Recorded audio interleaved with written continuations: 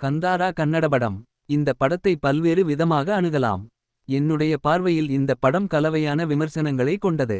அதாவது நிறைய நிறைகளும் குறைவான குறைகளும் கொண்ட படம். கன்னட ரசிகர்களுக்கு கந்தாரா படம் பிடிக்க கொண்டாட பல்வேறு காரணங்கள் உண்டு. இயக்குனர் ரிஷப் ஷெட்டியின் புத்திசாலித்தனமான கதை மற்றும் திரைக்கதை தான் படத்திற்கு பெரிய தூண்.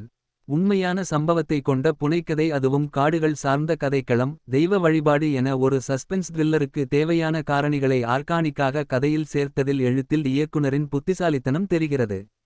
குறிப்பாக காடுகள் ஆக்கிரமிப்பு, பழங்குடி இன உரிமை பறிப்பு, மனிதன் மற்றும் காடுகள் இடையேயான பிணைப்பு போன்ற சமகால பிரச்சினைகளை பற்றி பேசுவது. படத்தில் நடிச்ச எல்லாருமே நல்ல ஒரு நடிப்பை கொடுத்திருந்தாங்க. மியூசிக் மிரட்டி விட்டுடாங்க, அதுவும் பெரிய பிளஸ். திரைக்கதையில் உள்ள methodological story reference, native connectivity அவற்றிற்கான டிட்டெயில் ஒர்க் அடுத்து லேயரை சேர்க்கிறது. குறிப்பாக கம்பளா எருமை ஓட்டப்பந்தயம், விஷ்ணுவின் வராக அவதாரம், யக்ஷகனா கலாச்சார நடனம், பூட்டகோலா ரிச்சுவல், பட்டானா, தேவராதானே நாகராதானே பழங்குடி மக்களின் தெய்வ வழிபாடு முறை. அதுக்கு மேல அவங்க பேசுகிற வசனம், Kundapura Kannada slang, Tulu script and Tulu dialogues. இவையெல்லாம் ஒரு கன்னட ரசிகர படம் பார்க்கும் போது அப்படியே உறைந்து போய் சீட்டில் உட்கார வைக்கும். இதுக்கு மேல படத்தை நன்றாக புரிந்து கொள்ள மேலே சொன்னவற்றை கொஞ்சம் விளக்கமாக சொல்கிறேன். படத்தின் ஆரம்பத்தில் 20 நிமிடமும் மற்றும் கிளைமாக்ஸ் 20 நிமிடமும் முக்கியமான காட்சிகள்.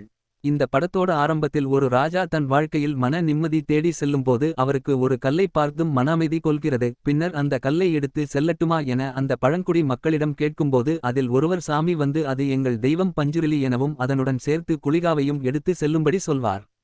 அதற்கு அவர் இந்த நிலத்தை மக்களுக்கு கொடுத்துவிடவும் திரும் கேட்கக்கூடாது என சொல்வார். அந்த நிலத்திற்காக பின்னர் ஒரு காலகட்டத்தில் ராஜாவின் வம்சத்தை சேர்ந்தவர் திரும்ப கேட்பது மற்றும் அரசு கையகப்படுத்த முயல்வது, அவர்களிடமிருந்து பழங்குடி மக்கள் போராடி மீட்டெடுப்பது தான் கதை.